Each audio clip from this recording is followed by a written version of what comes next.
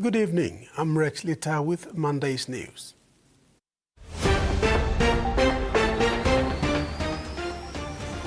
In this edition, teachers not looked after well, police officer attacked, and Vipers bow out in quarterfinals.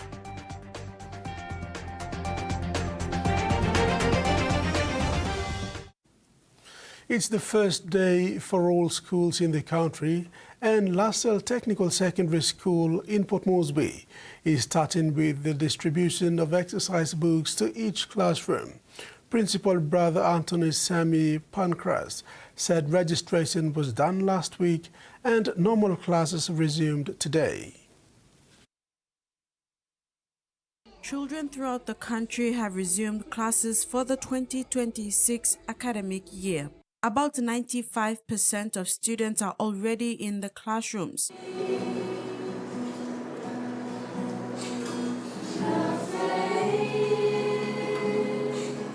Not bad for a first day at LaSalle Technical Secondary School. Principal Brother Anthony Sami Pancras shared that the school space is full, and although late registration continues this week, he plans to talk to parents regarding this. That our school has completed the registration and we are starting classes from today.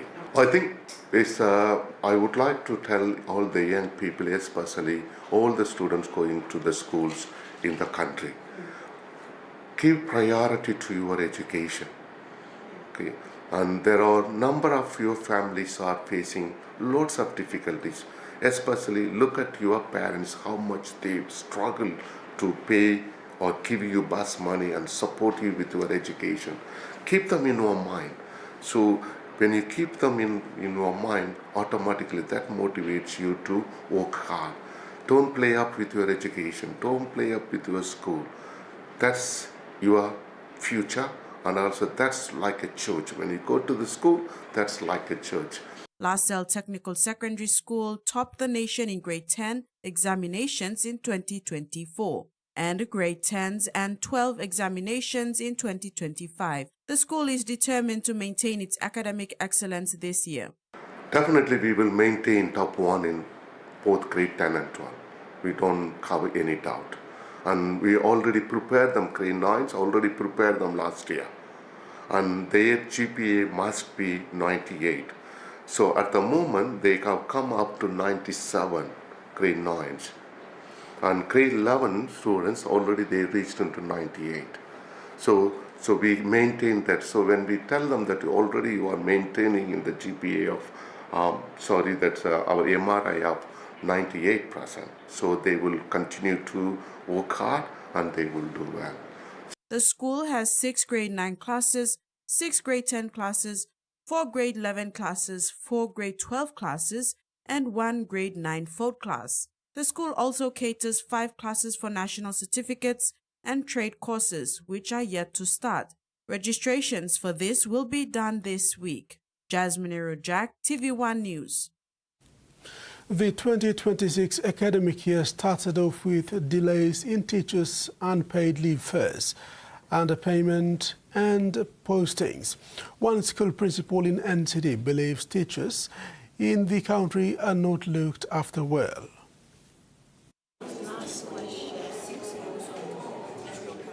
Despite being the backbone of the country's education system, many teachers are enduring challenges with their welfare. LaSalle Technical Secondary School Principal Brother Anthony Sami Pancras says while LaSalle has nearly filled all its teaching positions, the broader issue remains a concern. As far as our school, we have a 50 teaching position, and as of today that 49 teachers have resumed duties last week. It's not just last week we resumed duty. So we asked the teachers to come previous week. So they came and they got ready their staff room, and also they were ready for last week to resume. So we have 49 teachers have resumed. Recently one teacher, today a teacher said that he can't make it because of his family issues. So apart from that, we are okay. But throughout the country, this is a major issue, and I wouldn't like to say that, but I think the teachers are not looked after well.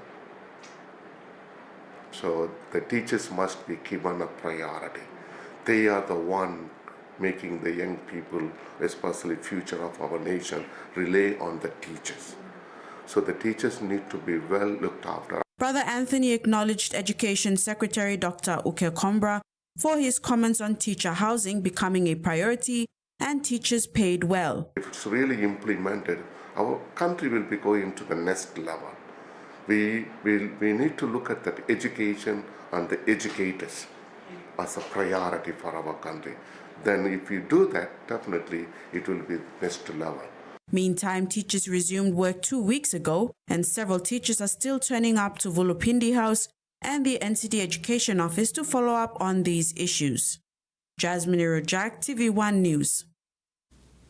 Minister for Works and Highways Peter Siamalili Jr., who was welcomed and dedicated at the Works and Highways headquarters recently, has been requested to take the lead in making Connect PNG a reality.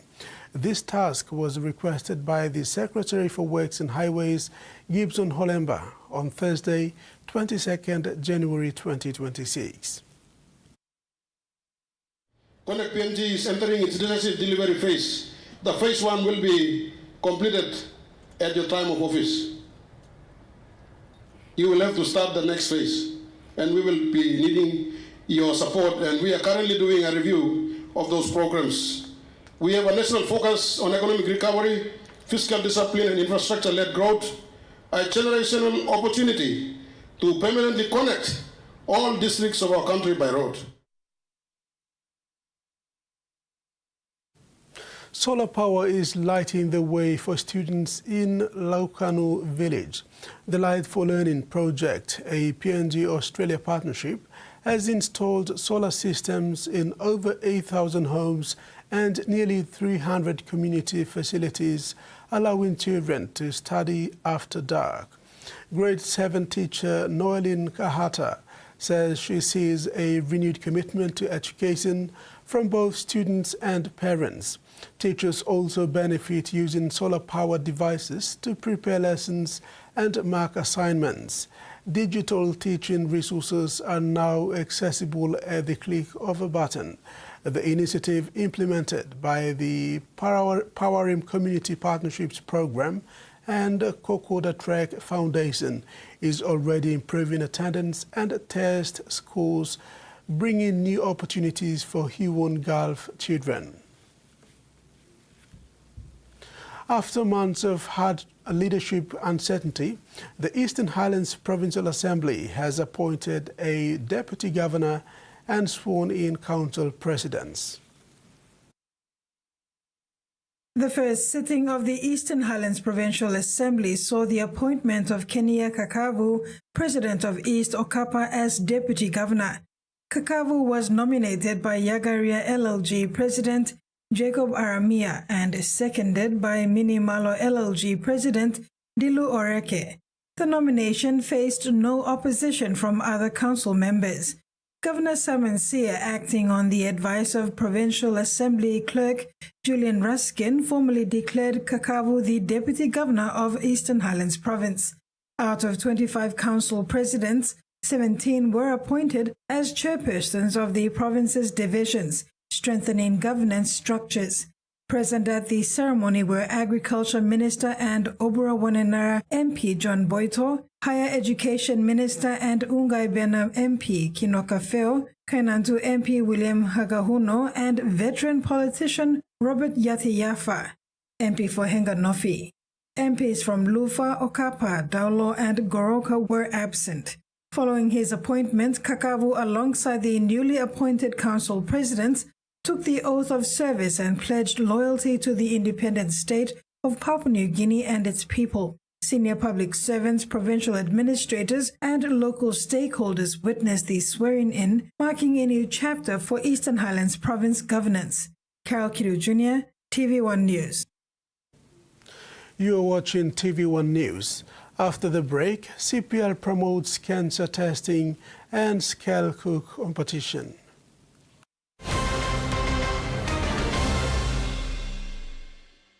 Banking doesn't have to be complicated. With PSP's One Talk Wallet, control your money wherever, whenever. Dial *131#, enter your PIN, select cash in or out, and generate a secure code to withdraw cash. It's the only wallet for cardless ATM withdrawals. Send and receive funds, pay for goods and bills, or withdraw cash with ease. All with PSP's One Talk Wallet. PSP's One Talk Wallet. Money made easy. Dial *131# today.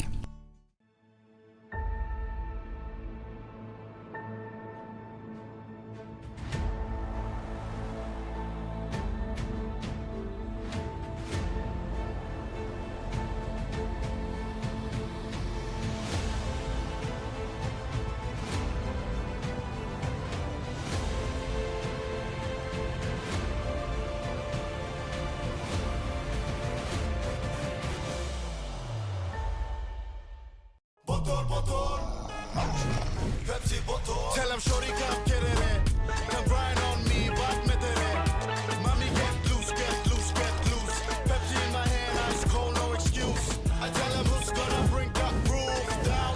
Pepsi with the fresh sound. Tell him who's gonna bring the roof down. Pepsi with the fresh sound.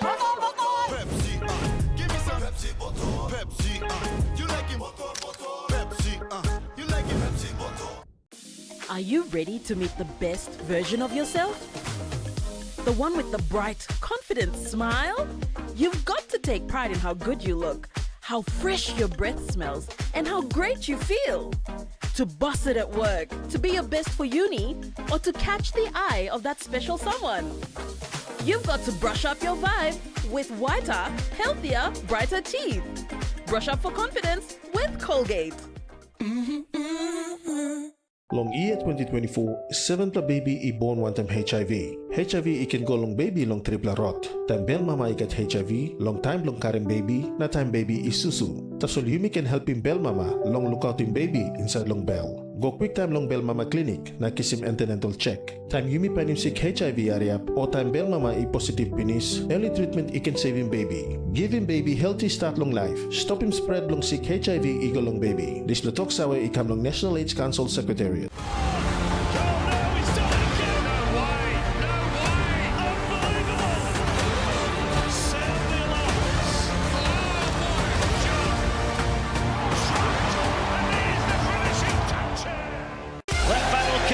The Betfred World Club Challenge is underway.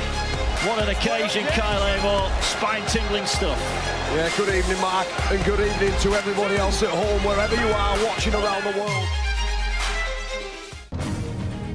It's not just a sport, it's a way of life. Really good with ball in hand and will score under the post. Charging down the field, some by Maka. How about that for defending? McCarthy Black takes them all on the outside and he's gotten away initially. And now Faith Nathan slices between the New Zealand defenders. And they're almost the way they are, Fiji. They're going to get the opener in the second half. One line break is enough. They live and breathe this game.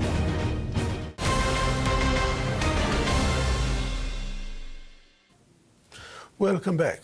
PNG's first verifiable credential wallet app, Service Wallet, is now available on Google Play, and as announced recently by Department of Information and Communication Technology. The app allows citizens to securely store digital credentials such as driver's licenses, academic certificates, police clearances, and more, placing data ownership in the hands of users. Secretary for the Department of Communication and Information Communication Technology, Stephen Matainao, says the move will reduce government spending on printed documents, with more digital credentials and services to be added to Service Wallet over the next 12 months. The City Pharmacy Group continues to expand healthcare services closer to communities, and today it officially opened a new pharmacy at Leon 7 Mile in Port Moresby. The ribbon was cut this morning at Leon 7 Mile in Port Moresby, officially opening the newest City Pharmacy outlet. The ceremony brought together CPL management, staff, guests and media for a short program, followed by a tour of the store. The opening marks another step in CPL Group's plan to bring essential health services closer to people, particularly those living outside the city centre who often travel long distances to access medicine. There's opportunities to open hundreds of pharmacies around the country, but it's the lack of infrastructure. When we open a pharmacy, firstly, we need to make sure that there's accommodation and safety for our people, because half the time the pharmacists are from another region. It'll be great if they come from that region, but there's obviously communal pressure. Secondly is infrastructure, buildings available to save us spending all our capex into building properties. And then power, electricity, communication and all this. So whole infrastructure. If there were ready buildings available in every community, we'll go and open anytime we can. But our aim is to open at least minimum of 3 new pharmacies every year. Sir Mahesh praised staff across the departments, including logistics, finance, IT and distribution, for working through the busy Christmas period to complete the store. He said the opening reflects CPL's long-term commitment to accessible and affordable health care. And the whole idea is that, as we made the commitment last August when we sold Stop and Shop, was to keep growing our city pharmacy and healthcare and getting closer to the people. It's fantastic to see this up and running. And as the board and the whole family of CPL have committed that we'll be opening 2 to 3 new pharmacies, and we've not had a chance to open the wellness clinic here, but it's hopefully underway. Both the pharmacy and wellness clinic across the country. So expect more openings, expect more services getting closer to the people as we get infrastructure. CPL says the 7 Mile outlet is part of a wider rollout aimed at improving access to healthcare services across Papua New Guinea. The pharmacy at 7 Mile is now open to the public. Carol Kidu Jr., TV1 News. The City Pharmacy Group has delivered a strong message on women's health, urging women to get tested for cervical cancer. CPL founder Sir Mahesh Patel emphasized this at the opening of the new City Pharmacy at Leon 7 Mile in Port Moresby. While celebrating the opening of a new City Pharmacy at Leon 7 Mile, CPL Group founder Sir Mahesh Patel used the occasion to highlight a serious health concern affecting women across Papua New Guinea, cervical cancer. Sir Mahesh revealed that recent testing data shows a worrying trend with a high number of women returning positive results. It's a multiple of things. I mean, only last Friday we had a chat with the Port Moresby General Hospital Gynae department, and I thought it was 1 in 5. I just got a report this morning for this month, January, it's 1 in 4. So it's anywhere between 1 in 4 to 5 people, so 20 to 25% women are tested positive. But one advantage is that if it's early stage, it can be treated. But the problem is there's not enough symptoms. So all the girls are thinking, I'm fine, not got a problem here. But if you get tested, early tested, it will just save, amazing number of lives. And the root cause is really lack of vaccination. We keep talking about it, but a lot of the girls are still not vaccinated, and the age group is between 12 to 15, I was told. So imagine if we just rolled out a whole vaccination programs, it will cut that number by half. Because we can keep testing and treating, but if you don't fix the root cause, this number is not going to decrease. He said the figures show the urgent need for early testing and awareness, stressing that cervical cancer can be treated if detected early. Sir Mahesh also highlighted the importance of affordability, saying costs should never stop women from getting tested. 20 kina is a token amount, unlike the private hospitals, which will be paying 600-700 kina. The affordability is not there, and that is why the CPL Foundation and Sir Brian Bell Foundation have teamed together to heavily subsidize this. It's a token fee. And remember, it's not a big deal. It's a simple test. Wait for an hour, and if it's positive, early stage, it can be treated on the spot. There you go. Straight away, you save a life. He explained that CPL, through its foundation and partners, heavily subsidizes cervical cancer testing. He also revealed plans to introduce mobile clinics to reach women in settlements and remote areas who cannot afford transport to health facilities. He called on the media to help spread the message and encouraged women to ask questions, get tested, and seek treatment early. CPO says while opening new pharmacies is important, saving lives through early detection remains a top priority. Women are encouraged to visit city pharmacy outlets or wellness clinics for more information on cervical cancer testing. Carol Kidu Jr., TVWAN News. 36 employees and their families of Livestock Development Corporation will now be proud residents of modern 3-bedroom and 2-bedroom units. The complexes, each comprising 12 first-class units, are currently undergoing final stages of their construction at Tiabai in NCD, Lauka Kalana in Central Province, and Wariman in East Sepik Province. In response to the escalating property prices and rental costs, LDC, through its housing and institutional capacity building initiatives, seeks to mitigate this pressure by addressing workforce welfare as a core development issue. Goodman Fielder PNG has launched its Scale School competition today. The competition is a leading light towards building better classrooms, ease financial burden of school fees, and inspiring students to do better.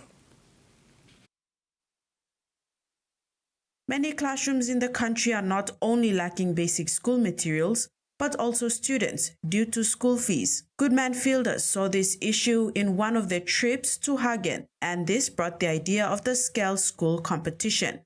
The vision started when we flew into Hagen, myself, Sean Black, General Sales and Marketing Manager, General Manager, and Mr. Sun, who is the CEO of the business, Goodman Fielder Papua New Guinea.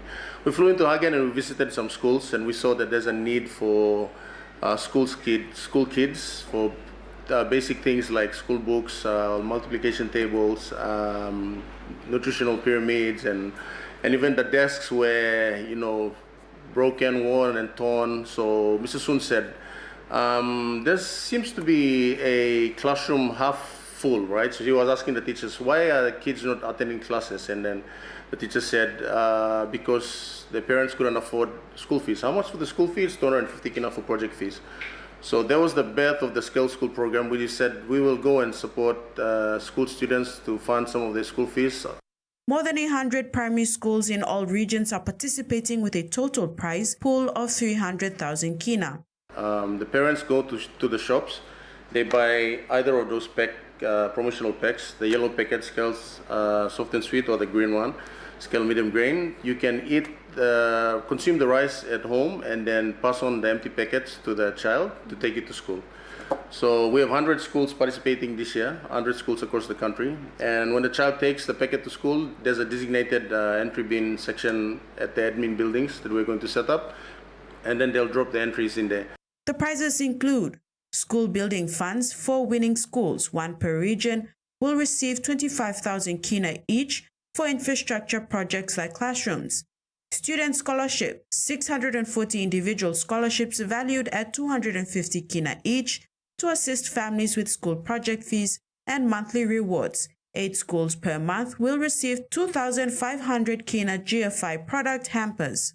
It's done in a way that each of the region has a fair share of prizes to be won or given out. So in the 4 regions of Papua New Guinea, NGI would win some of those goodies, Highlands also, Southern, and Bomase. So that's the first tier at the bottom. You have 2,500 entries, and then if you collect 5,000 entries, we are giving away an opportunity to school students. So 640 students are going to have the opportunity to access the scholarship, so which is 250 kina each. So 250 kina each to all the school students across the country. So again, those splits are done by region, so there's equal share done within the 4 regions of Papua New Guinea. And also lastly is we're giving away an opportunity to build classroom or build a library or renovate an existing classroom. Promotion starts today and ends on the 27th of March 2026. Jasmine Irojak, TV1 News. Now a look at the finance news. The Kina closed lower at 0.2341 US dollars in the interbank market. At Bank South Pacific, our Kina was buying 0.2266 US dollars, 0.332 Australian dollars, 0.1859 euro and 35.61 Japanese yen. Looking at commodity prices at New York close, coffee, crude oil and copper closed higher. Gold and cocoa closed lower and palm oil closed the day unchanged. And on the stock market, the Dow Jones closed higher, ASX closed higher and all ordinaries closed higher as well. This is TV1 News. Stay with us. We'll be back with more after these messages.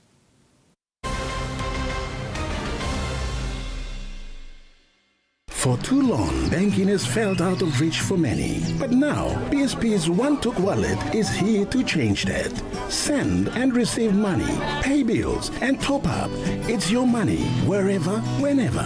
Because at PSP, we are committed to improving how our customers connect to our One-Toks, to our family, to the ones we love. PSP's One-Took Wallet.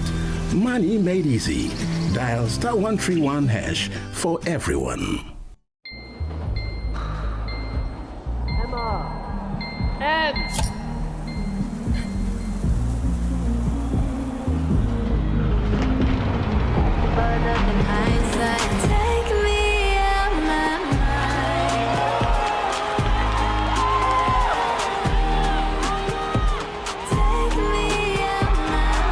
When you're all in, anything can happen. Grab a Coca-Cola and enjoy the moment. Long year 2024, 7 baby born one time HIV. HIV ikan go long baby long triple rot. Time bel mama ikat HIV, long time long karing baby, na time baby is susu. Tasol yumi can help him bel mama long look out him baby inside long bell. Go quick time long bel mama clinic na kiss him antenatal check. Time yumi pan him sick HIV area o time bel mama i positive penis. Early treatment ikan save him baby. Give him baby healthy start long life. Stop him spread long sick HIV ego long baby. This lutok sawa ikam long National AIDS Council Secretariat. Meet YumiPay, your digital wallet from TISA Bank. Your gateway to seamless transactions. Withdraw cash anytime at your nearest TISA agent. Send money to family and friends anytime, anywhere. Top up and pay with just a scan. From taxis to coffee and small businesses, YumiPay makes every payment simple. YumiPay, powered by TISA Bank. Digicel Business. We help grow your business with secure, reliable and cost-effective ICT solutions. We will manage your technology so you can power your vision for your business with the best solutions to offer. Accelerate your business growth with Digicel Business Cloud Solutions with cloud platform services, disaster recovery as a service and backup as a service. Talk to our cloud solutions experts today. Digicel Business. Better solutions for better business.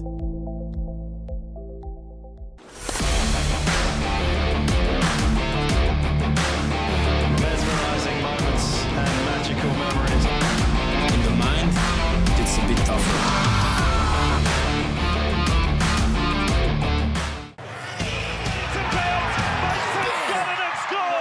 Here is Fettisha. What a chance here. McKinney goes in. It's Drinkwater. It's the point. Win the T20 World Cup after 17 years.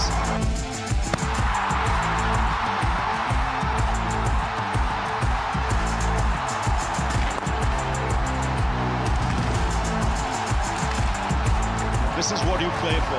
This is what creates memories of some of the greatest players in the game.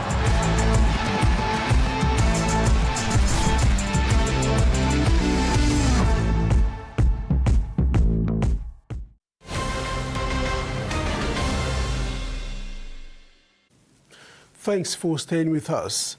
The eviction at 2 Mile Hill in Port Moresby was enforced after a police officer was attacked by a group of men on the night of Saturday, January 24, 2026. Acting Assistant Commissioner of Police, NCD and Central, Benjamin Touris, said 2 Mile has always been a hotspot for illegal activities, going back at least 3 decades. Acting Assistant Commissioner of Police, Ben Turi, said the eviction that was conducted at the notorious 2 Mile Hill in Port Moresby was long overdue. Speaking to this newsroom this afternoon, he said NCD Governor Powes Pakop issued a number of warnings to the settlers through the NCDC Enforcement Unit. Okay, so like Barney also and the governor himself, now it has been taken with a member for Moresby South, and also we have the Deputy or Acting Prime Minister coming on board to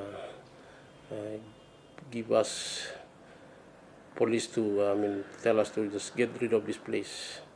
So what happened on Saturday night was the last thing that you can attack us police officers. One of our officers got stoned by and the gunshots also chased them.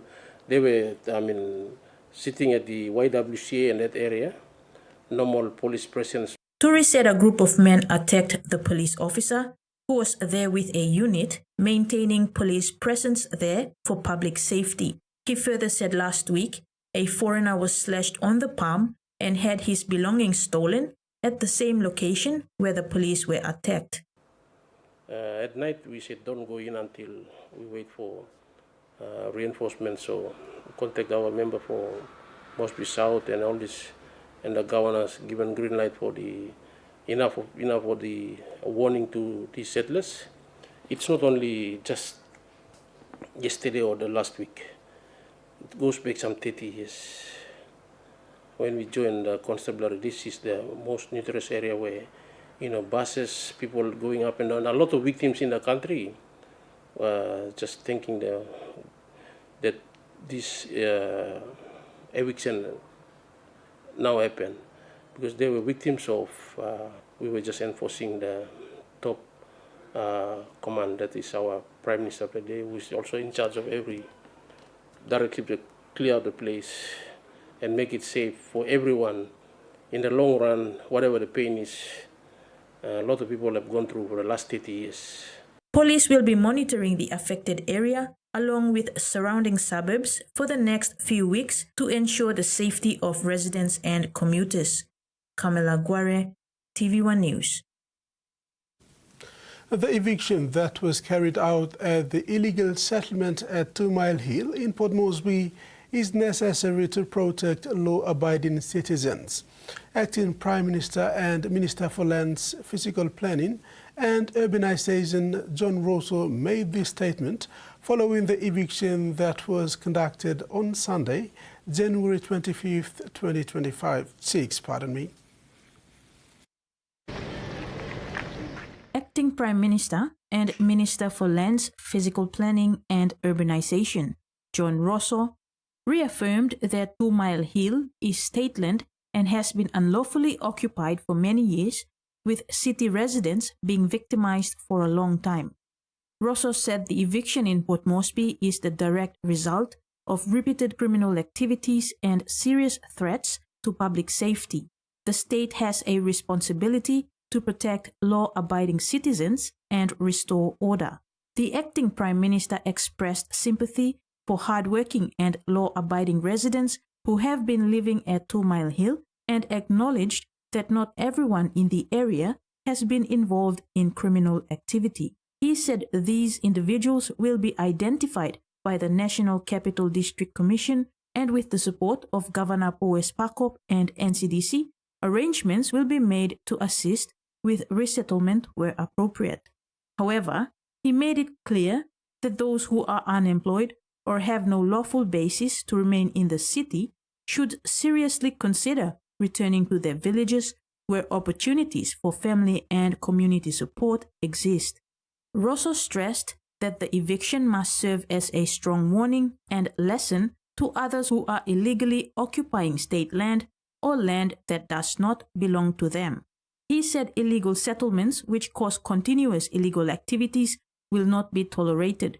The rule of law must prevail, and land ownership and use must be respected. Meantime, The acting Prime Minister reaffirmed the government's commitment to working with relevant authorities to ensure orderly urban development, improved public safety, and fair outcomes for law-abiding citizens. Turning abroad, people in Melbourne and Geelong wake up to blanketed skies this morning as bushfire smoke from the Otway Ranges moved east overnight. People with existing heart and lung conditions were told to stay alert for worsening symptoms as the air quality deteriorated. Skyline shrouded in smoke, a thick layer covering the city as people start their Sunday morning. I had to shut all the windows, but I could still smell it this morning. So, yeah, it's like infiltrating everywhere. We could usually see the city from our balcony, but we couldn't at all. It was fully covered in smoke and haze. Some took extra health measures, while others tried to go about their usual activities, enjoying some relief in between the hot days. I wasn't prepared. I just came out and started running. So probably a mask would help. I'm asthmatic, so yeah, sometimes I'm a little bit worried about the smoke. The EPA measures fine particles in the air. Pollution spiked in the early hours of this morning, reaching very poor levels in the CBD until midday. Geelong fared worse, rated extremely poor for most of the morning. The air quality has actually improved a little bit, and we are expecting to see some of those shifts then actually see worsening air quality in some of the central Victorian areas. It was a smoky start to the tennis at Melbourne Park. The roof was initially closed at Rod Laver Arena, but it didn't disrupt play. We could see a return to these conditions depending on the Otway fire into Wednesday. With smoke expected to persist across the state in the coming days, authorities are reminding Victorians to stay aware of sudden changes to their health and to stay hydrated and cool during the heatwave conditions. A sunset vigil has been held in New Zealand for the 6 victims who died under a landslide at the tourist hotspots. The country has been battered by bad weather, with flooding cutting off communities around Gisborne and several other deaths around the North Island. 100 members of the community have gathered here at a park in Mount Maunganui to pay their respects and remember those 6 people who were killed in the landslide at the base of the mountain. Now, that happened on Thursday morning, that landslide coming crashing down over the campsite at the base of the mountain. Now, there was a harried rescue effort, an urgent rescue effort for a couple of days, but sadly over the weekend authorities did make the announcement that they were moving from rescue to recovery after the discovery of human remains. Police have announced the names and details of those 6 people. They include 2 teenagers who went to the same Auckland college, the mother of one of them remembering her son as a beautiful, kind boy. So there's a lot of sadness here in Mount Maunganui. I think it's really hit people over the weekend, and unfortunately since the announcement that they were moving to recovery, that effort has had to be suspended several times due to bad weather. Now, of course, that's a really difficult decision to make, but authorities here prioritising the safety of the more than 30 workers who've been on the site at any one time, just to avoid any further loss of life. It's clear that there's a lot of healing to do here in Mount Maunganui, but people here really just wanting to emphasise to the families of those people who died that they will always be part of the family and the community here. Residents in the Kimberley town of Derby have spent the day cleaning up after tropical cyclone Luana crossed the coast on Saturday.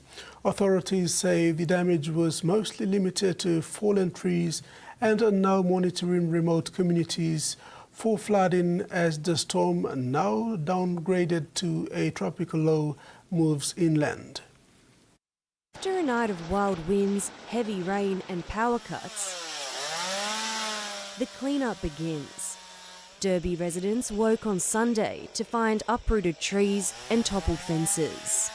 I think we've got away with a lot of other people in town had a bit more worse cases. Trees down in the backyard, it got so soaked, they've literally just fallen over and the roots are sticking up. Howling winds, noisy, just like a train, but a non-stop train. And at one stage there I thought, stop, I don't want this noise anymore. Remote communities on the Dampier Peninsula were impacted first as the cyclone crossed the coast as a Category 2 system on Saturday afternoon. Authorities had more than 10 calls for help. Local prisoners helping clear fallen trees in Derby. Ex-tropical cyclone Luana dumped more than 200 millimetres of rain in some areas, with authorities predicting more to come over the next 2 days. The focus now turning to inland communities vulnerable to flooding. Everyone's pretty used to this sort of weather this time of year and so are well stocked and have had their continued supplies coming in. But as we see the weather system through the week, there's potential for persistent thunderstorms and rainfall. So we'll just watch that and as required, people can reach out and seek support. Residents and tourists are being urged to take care on the roads and reconsider their travel. A March for Australia rally turned briefly aggressive against bystanders while marching through Sydney's CBD. It wasn't about any one thing, but the overwhelming theme was one of anti-immigration. It started earlier in the park where people gathered, many angry about what they call mass immigration. Others were there to keep Australia Day on the 26th of January. Then the march took off through the streets, right through Surrey Hills and Crown Street. There was a heavy police presence and some ugly scenes where a woman of Asian appearance got heckled and she had to go inside a shop with police escorting her. I also saw police warning another woman of Asian appearance about the coming crowd. Some of the chants that people were calling out as they marched included "Send them back" and "Australia for the white man." Other people were yelling "Free Joel Davis." Then the march came here to Moore Park for speeches, and again there was a strong anti-immigration bent. But then came an open mic session where some of the speeches became openly anti-Semitic. Throughout the day there's been a heavy police presence, in part to keep this protest group away from the Invasion Day demonstrators, and so far the police have succeeded in doing that. At the moment there haven't been any clashes. And that ends the news segment. Next in sports, Scale School competition and Hekari back in training.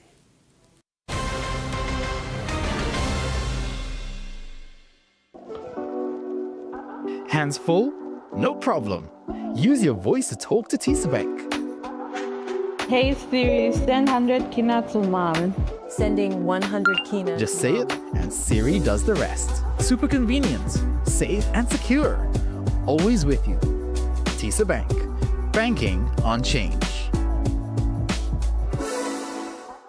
Hey viewers, got a red disc on your roof? It's time to unlock over 80 channels of entertainment with Digicel TV. Enjoy exclusive HSBC 7s, UEFA Champions League clashes, Filipino and Indian drama series, live local and international news, sports and much more. All delivered straight to your screen. Looking for something affordable? Start with our 20-channel plan for just 22 kina a day. Or save big by getting the whole month for just 80 kina. Need more? The 40-channel plan is perfect. Just 28 kina for a day. Or go all in for 105 kina a month. Still want more? The 60-channel plan gives you more variety for 38 kina a day. Or take the leap with a full month at just 185 kina. And now De Bruyne, and now Haaland! Watch it work. Craving the utmost experience? Access over 80 channels for as little as 42 kina a day. Or enjoy the full package, including optional Filipino or Indian add-ons. Grisha. I really love you so much, Devraj. Dial *515# now to subscribe and get connected today. Digicel TV. More channels, more choice, more value. Did you know that you can get the latest updates on what's happening on the DTV app? 1. Open the DTV app. 2. Go to the profile on the upper right-hand corner of your screen and scroll down to push notifications. 3. Turn it on and you're good to receive notifications on the latest sports, TV series, and movies. DTV, your TV on the go.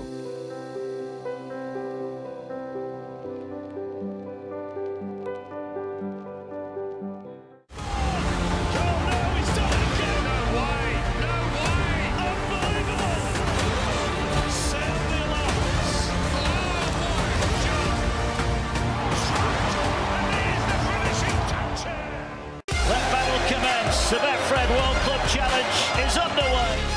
an occasion, Kyle Amor. Spine-tingling stuff. Yeah, good evening, Mark, and good evening to everybody else at home, wherever you are watching around the world. In the Pacific, sport is a lot more than just a game. It's about mana, the spiritual power within us all. Le Malo Sianga, from our people, our strength, and the heart of the Pacific. It's driven by custom, our connection to culture, and bringing people together. And Matavu Vale, where every player stands tall for themselves and their community. And it's about sharing those incredible stories. Join us every week for all the sporting action from across the Pacific. Your Pacific sporting journey starts here. This month on HBO Family. Hello. Put it over your head. I'm spinning around. You have to sing a song she likes. Scooby-Dooby-Doo. Here we Perfect! Nugget to the rescue! We saved the day! I will not let this hotel be ruined by a cat and a mouse! Cut them down! Come on, bud! Hold on!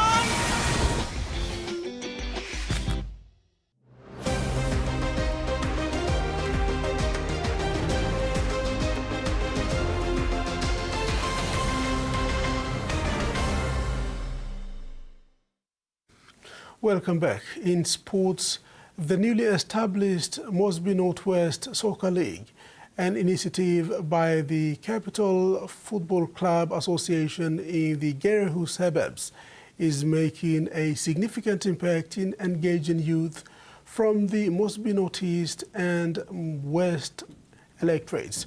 Now, in its second leg of the 2025 to 2026 season, interest in the league is steadily building, with several teams from the Bomana area joining the competition, while majority are from Gerehu.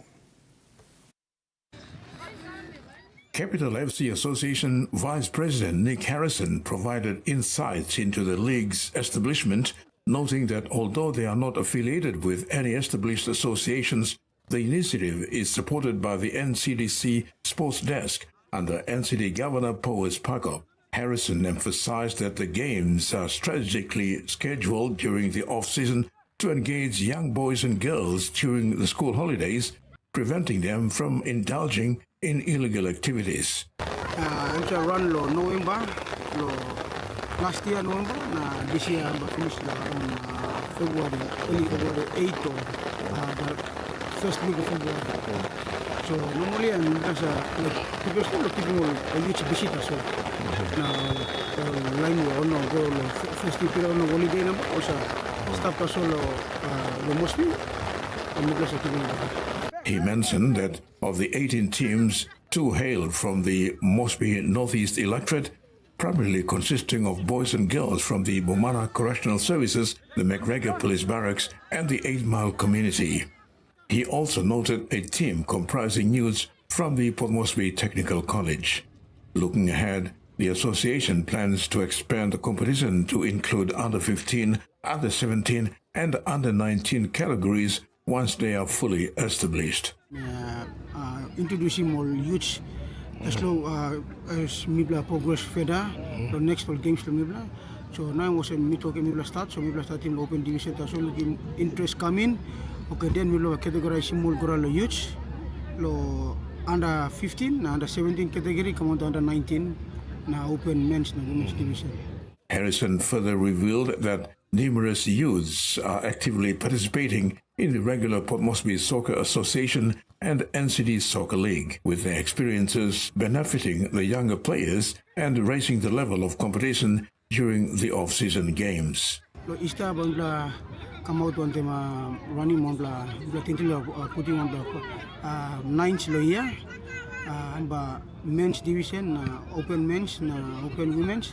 One time mixed division below Mana Mary, so triple division below running Easter. Okay.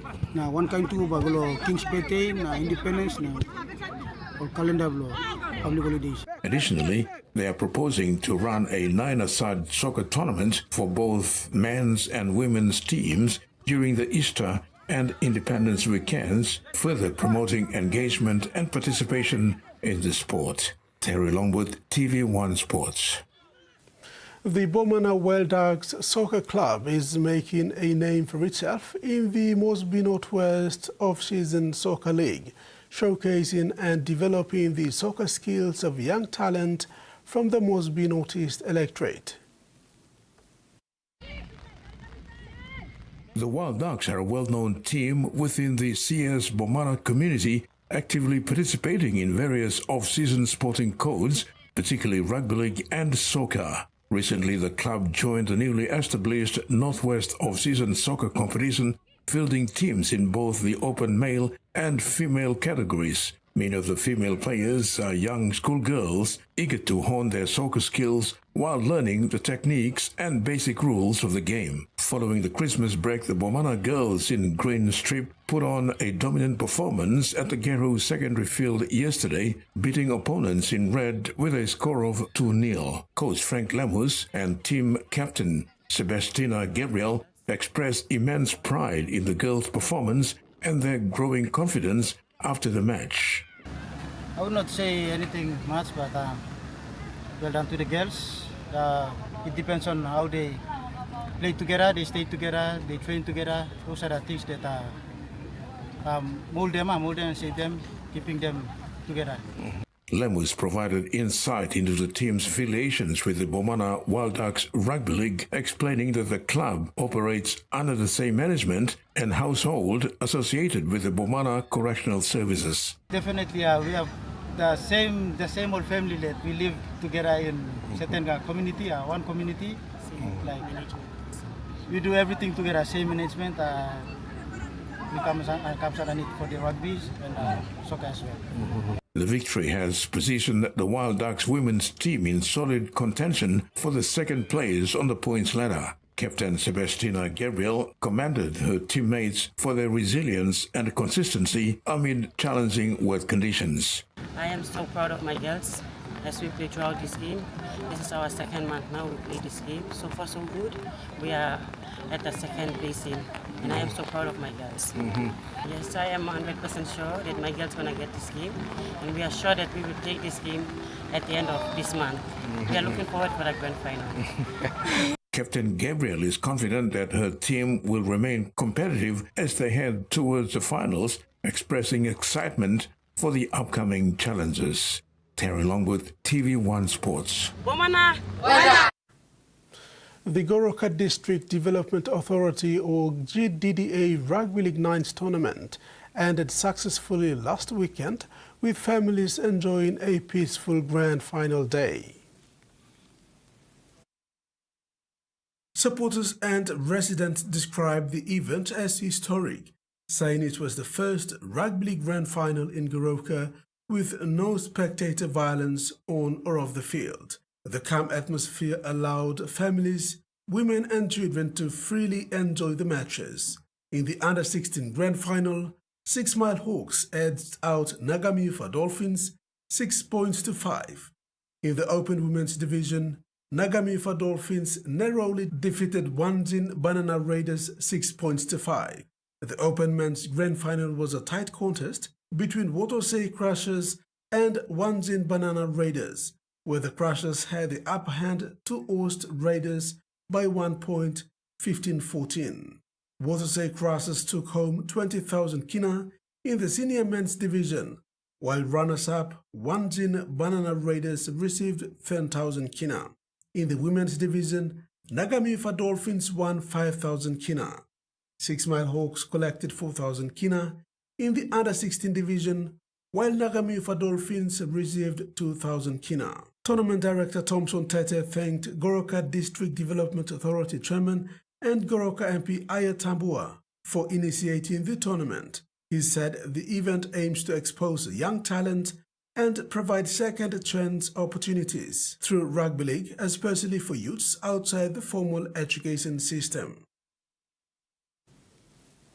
The Port Moresby Vipers Rugby League 9's team has made a significant impact at this year's Premier 9's League, showcasing their skills and determination as they progressed through their pool challenge undefeated.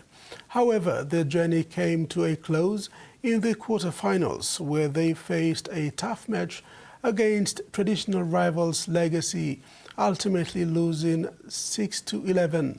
The same team that beat them in the plate semi-finals last year. Competing in the 9th Premier League for the second time, the Port Moresby Vipers had a decent start to their campaign on Saturday with thrilling wins against their opponents in their pool. Despite the lack of size and big game experience against their opponents, the young Vipers demonstrated the renowned PNG attacking flair and strong defensive strategies that captivated fans.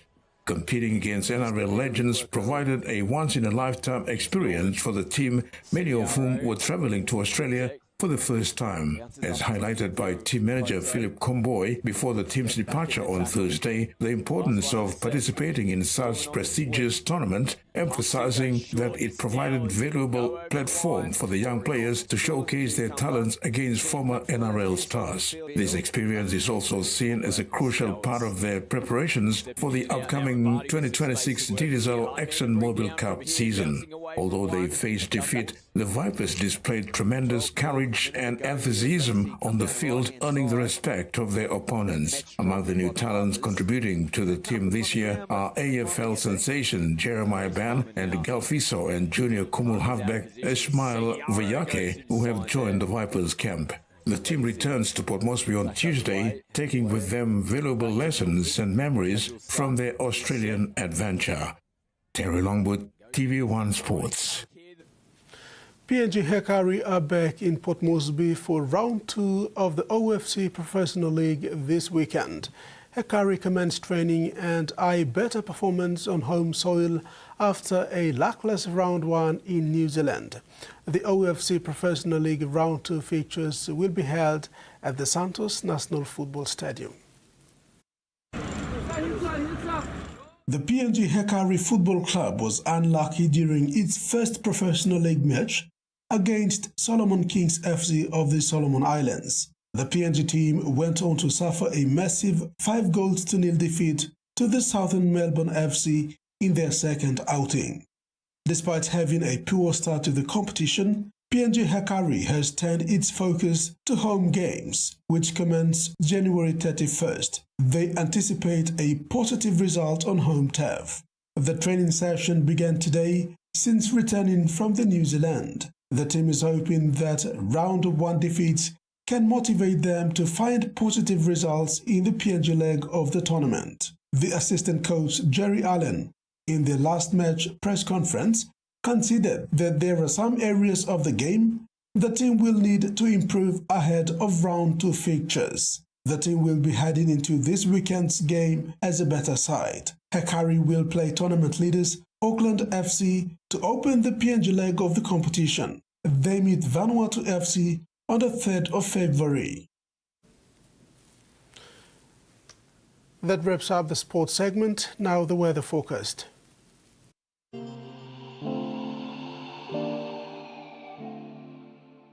In regional focused, southern Port Moresby and Daru, partly cloudy with few rain showers and possible thunderstorms. Popondetta, cloudy periods with few rain showers and possible thunderstorms. Mamase, Ley and Medang, partly cloudy with chances of few showers. Nigini Islands, Lorengau, Pokupo and Rabaul, partly cloudy with possible few showers. And Highlands region, Mendi, Tari and Wabeg, partly cloudy with few showers and possible thunderstorms. Ocean forecast for PNG areas for the next 24 hours, Coral Sea, seas moderate to rough, with northwest to westerly winds of 15 to 20 knots, increasing to 25 to 30 knots at times. Solomon Sea, seas moderate to rough, with northwest winds of 10 to 20 knots, increasing to 25 to 30 knots at times. Bismarck Seas, seas moderate to rough, with northwest winds of 10 to 20 knots, reaching 25 knots at times. Pacific Ocean, seas light to moderate with northwest winds of 10 to 20 knots. And coastal waters forecast, waters of southern PNG Indonesian border to Daru to Kiwai Island, Kerema, Yule Island, would point to Samurai Island, seas 1 to 2 meters, rising to 2.5 to 3 meters along strong warning areas. waters of Madain to Wewak to Vanimo and northern PNG Indonesian border, and waters of Manus and its western group of islands, seas 1 to 1.5 meters.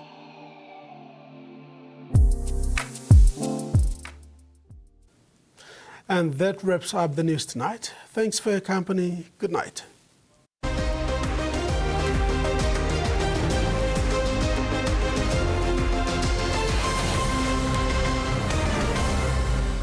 The TVWAN News was proudly brought to you by